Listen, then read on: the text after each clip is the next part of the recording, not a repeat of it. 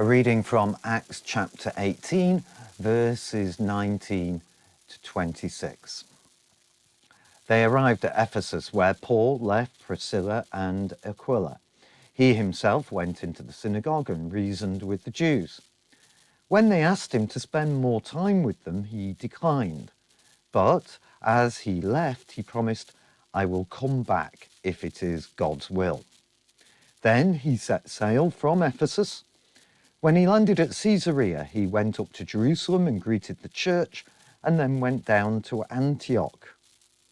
After spending some time in Antioch, Paul set out from there and travelled from place to place throughout the region of Galatia and Phrygia, strengthening all the disciples. Meanwhile, a Jew named Apollos, a native of Alexandria, came to Ephesus. He was a learned man with a thorough knowledge of the scriptures.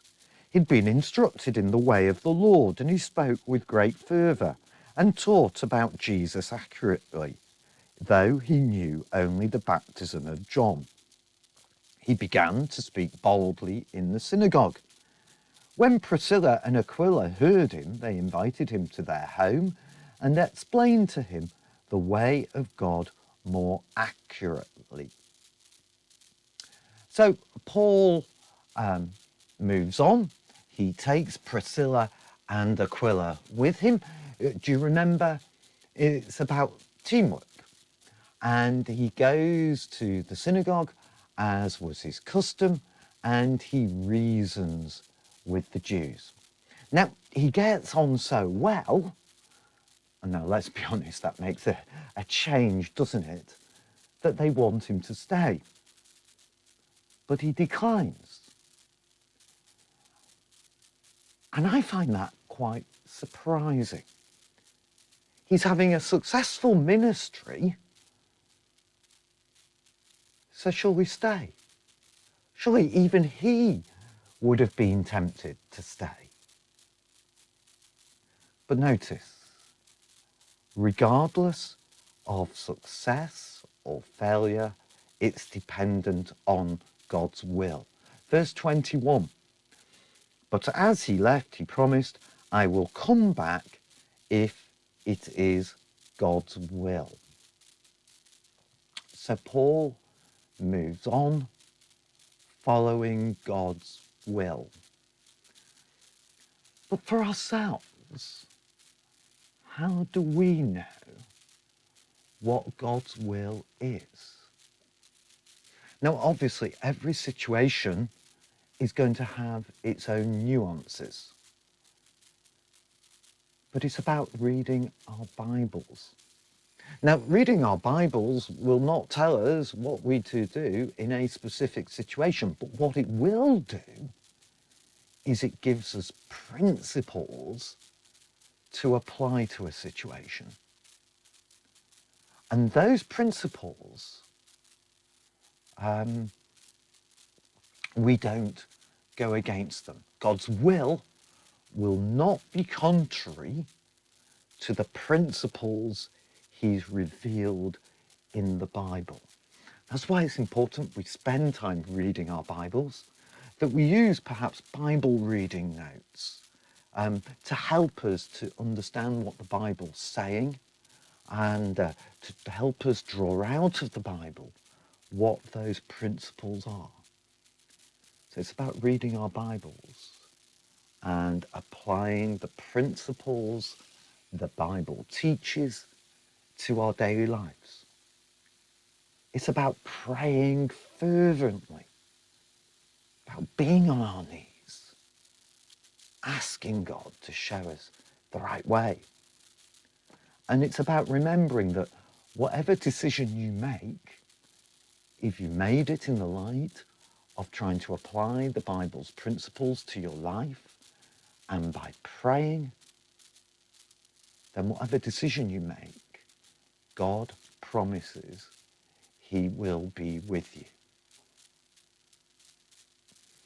So Paul leaves and he revisits places he's been before. Verse 23, after spending some time in Antioch, Paul set out from there, travelled from place to place throughout the region of Galatia and Phrygia, strengthening all the disciples. So he carries on his ministry of discipleship, strengthening and encouraging.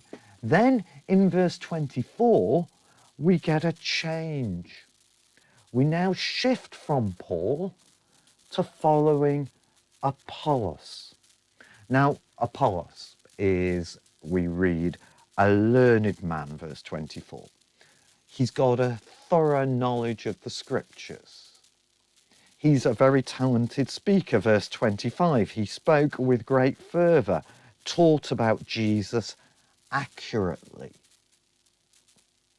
But he only knows about the baptism of John. And we'll be thinking a bit more about that tomorrow. And as he's speaking, her husband and wife, Priscilla and Aquila, come and correct him. Now, Apollos, he could have played on his status. Who are you to tell me what to do? He could have been proud.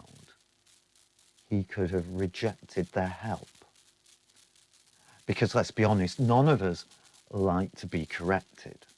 We shift the blame or the fault onto others. For those of us who are leaders, who are preachers, this is about having the humility to listen to what people say. And of course, we need the discernment to say, well, yeah, what they've said is a fair point. I need to consider that. Or maybe, actually, no, I don't. Maybe that involves talking to other people as well. But maybe we need to have some humility. But what about Priscilla and Aquila? You see, they could have kept quiet. They could have sort of been motivated by self-preservation. They could have feared a harsh response. You know, if we say something, he's going to bite our heads off. Or we don't want to hurt his feelings, so we'll keep quiet. And we'll keep the peace. But by speaking, by having a quiet word with Apollos, both Apollos and his hearers in the future are going to benefit. The gospel message is going to benefit. So Priscilla and Aquila, they recognize a problem and they step in.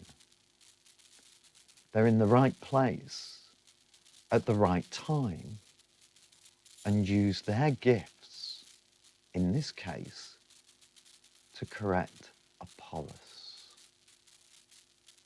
So today, some lessons for us. First of all, to make sure we listen to other people. And for those of us in leadership and a preaching ministry, to have the humility to swallow our pride and listen.